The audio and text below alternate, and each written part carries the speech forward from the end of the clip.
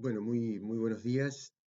Un gusto poder comunicarme con este evento organizado por Identidad Colectiva, a quien agradezco la invitación. Mi nombre es Carlos Raimundi. Eh, Agradecer a Sebastián y excusarme por no poder participar y enviar un saludo muy especial a las y los invitados y a las personas que escuchan, y especialmente a Penélope Moro, con ella, con su familia, con su mamá, Raquel, ponerme absolutamente a disposición frente a la irremediable pérdida que han tenido eh, a raíz del tema golpe de Estado en Bolivia que hoy estamos tratando. Yo creo que no cabe duda, el golpe en sí mismo y la ayuda del gobierno anterior de nuestro país son acontecimientos gravísimos, pero así como son gravísimos, son esclarecedores de quién es quién, más allá del discurso que tenga, quiénes son las fuerzas políticas que únicamente conocen la voluntad popular, la soberanía popular como modo de llegar al gobierno, y quienes históricamente han asaltado los gobiernos. Hay un legado histórico de generaciones que han asaltado los gobiernos de manera tan cruenta como fue la última situación en Bolivia, en algunos casos inclusive hasta más trágicas para nuestros pueblos.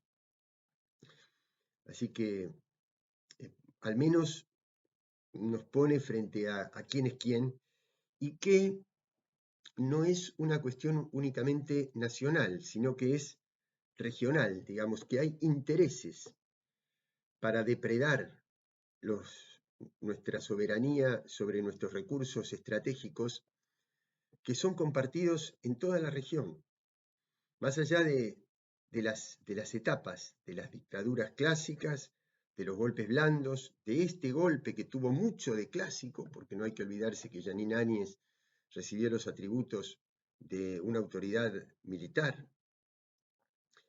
Así que eh, la condena más absoluta. Eh, Creo sí que justamente como la estrategia de los poderes fácticos es de alcance regional, nuestra respuesta también tiene que serlo. Estando en vísperas de un nuevo aniversario de la muerte del general San Martín, ¿no? El general San Martín, junto con Simón Bolívar, fueron quienes demostraron que hasta que no estuviese liberado el último punto de América, América no sería libre. Y esa es una tarea que en términos de dependencia económica todavía tenemos pendientes. Tenemos pendientes. Me toca estar en OEA. Sé perfectamente qué es la OEA, la vivo diariamente. La OEA tiene una historia sombría en términos de silencio y de complicidad con golpes de Estado, con intervenciones militares, con dictaduras. Hasta que en un momento, a principios del siglo XXI, se firmaba, cuando se habían dejado atrás la etapa de las dictaduras más duras, la Carta Democrática, ¿no?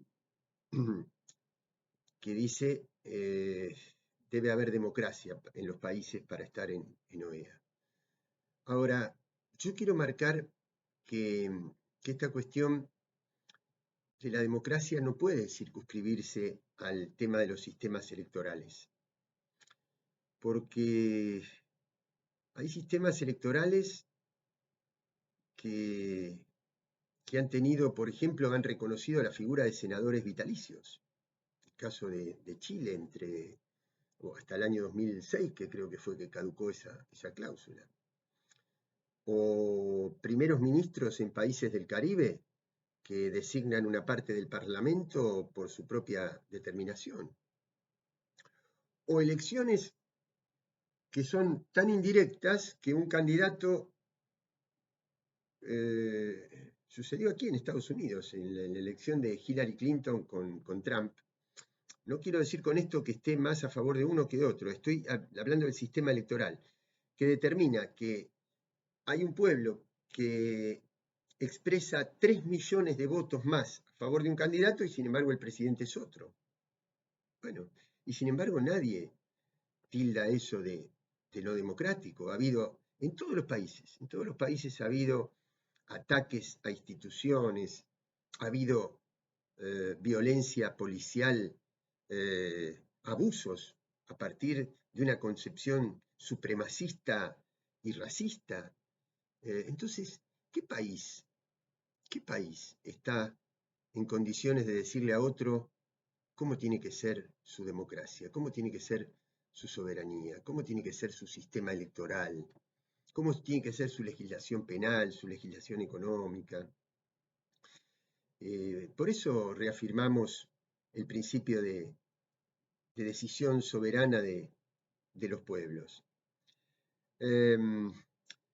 Además, creer que tener un sistema electoral que cumpla determinadas formalidades es lo que garantiza la democracia integral es, a mi manera de ver, pero apoyándome en la realidad. No estoy hablando de una cuestión teórica. Apoyándome en la realidad. Es entender la democracia de una manera completamente sesgada. Porque hoy día hay países que son juzgados como que no tienen un sistema electoral totalmente transparente. Los que no son juzgados por eso, vamos a suponer que sí lo tienen. Muy bien.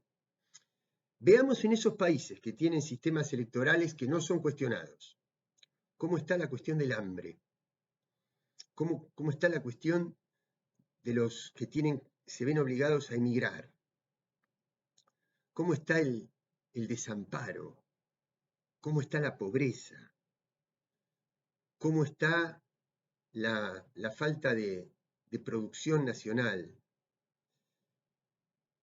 Es decir, están faltando sustentos fundamentales de la democracia, pero no se les cuestiona su sistema electoral. Entonces, sí son democráticos.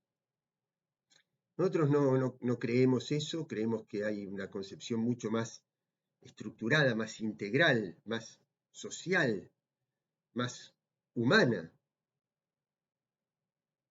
de la democracia. Y esas son las batallas que tenemos que dar aquí y en todas partes.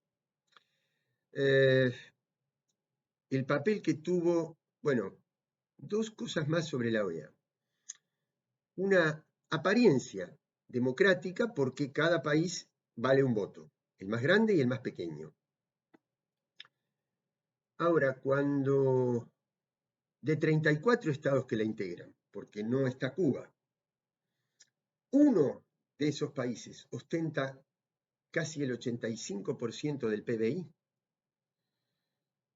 ahí ya hay una asimetría estructural que dice que esa apariencia democrática no funciona correctamente.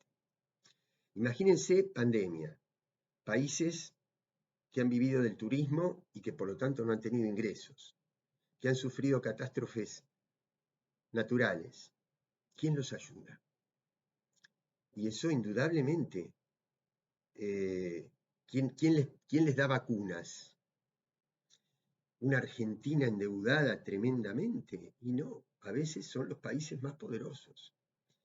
Y eso, a pesar de la dignidad que demuestran todos los estados, indudablemente termina incidiendo sobre las votaciones. Entonces, esa apariencia de un país, un voto, no necesariamente refleja una estructura democrática. Y la otra cuestión es que la OEA fue fundada en 1948,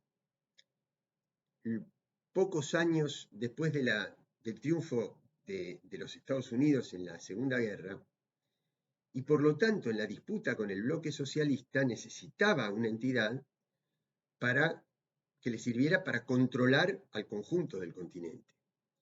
Esa relación de poder en el mundo ha cambiado completamente. Por lo tanto, torna a esta organización en anacrónica. Sumemos a eso la personalidad y los intereses que representa su actual secretario general, que ha hecho a la OEA mucho más conocida por intervenir en asuntos internos de los estados que por democratizar la provisión de vacunas y de material sanitario, que por haber hecho lo que quizá podría haber hecho, que es hacer de América, sobre todo de los países más necesitados, un club de compradores de insumos y de vacunas, clamando por eso, haciendo escuchar la voz de la organización. La voz de esta organización se ha escuchado más por lo que ha incidido en el golpe en Bolivia que por estas cosas mucho más fundamentales.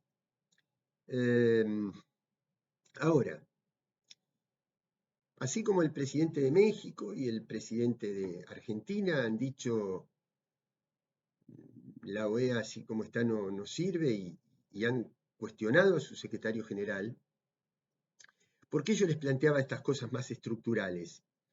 Porque no me gustaría que mañana únicamente se quite del medio la figura del secretario general y eso haga que algunos países poderosos, que son los que lo sostienen, digan, bueno, querían que se fuera el secretario general, ya se fue, ya tiene la cabeza del secretario general. Bueno, ahora apoyen. ¿Apoyar qué? Un proyecto político, un proyecto de integración, un proyecto de liberación de nuestros lazos de dependencia. Si no hay eso, en el fondo, la figura de los secretarios generales le imprimirán mayor o menor gravedad a algunos episodios, pero no modifican la estructura de la organización. Por eso hay que pensar en mecanismos de integración que estén guiados por grandes premisas, como por ejemplo la integración energética y la soberanía sobre nuestros recursos y el aprovechamiento de toda nuestra riqueza. Nosotros no somos países pobres, somos países empobrecidos por las políticas de saqueo. Y es por eso que estamos juntos a los procesos populares de toda la región y en este caso apoyando profundamente la democracia en Bolivia, quien demostró, más allá de los informes académicos que se están presentando y elaborando, quien demostró la falsedad del informe de la OEA que en 2019 planteó un fraude y con eso ayudó al clima de golpe, fue el pueblo de Bolivia, que en el año 2020 se pronunció con más intensidad todavía que en el 2019. Eso es lo que prueba que en el 2019 no había habido fraude, había ganado el MAS, había ganado Evo Morales. ¿Por qué? Porque en el 2020, después de un año de gobierno golpista, el pueblo se pronunció más todavía a favor de la fuerza que creó y que lideró Evo Morales y que hoy preside Luis Arce. Un abrazo muy grande, compañeras y compañeros de Identidad Colectiva.